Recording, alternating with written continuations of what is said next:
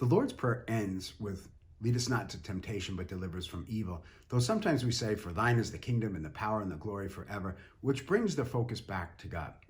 Those words are not in most of the manuscripts. But Jesus goes further than that. And he talks about prayer and fasting. And because fasting is such a question that's asked all the time, I thought we would include it here.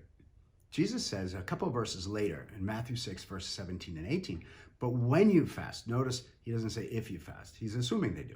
When you fast, anoint your head and wash your face, that your fasting may not be seen by others, but by your Father who is in secret.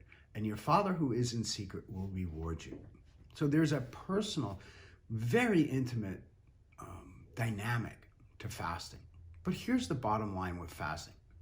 Because we are a body, soul, and spirit unity, because we have a physical and a non-physical components, in prayer, when we are aligning ourselves with God, when we stop eating in particular, it is a sort of like taking prayer and putting it on steroids. It's one of the fastest ways to break our wills and bring them into alignment with God.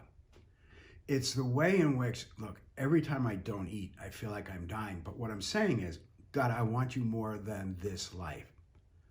And it's very difficult to harden our wills against God when we're hungry.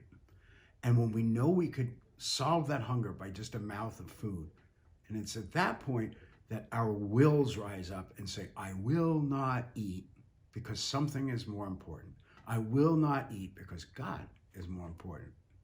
So fasting is a breaking of the will. It's a faster breaking of the will, if you excuse the pun, that helps us in our prayer to align with God. Now, if we see prayer as something where God does something for us, we will never understand fasting. But if we see prayer as us communing with God and bending to his will, then fasting makes total sense because it puts us in that place faster.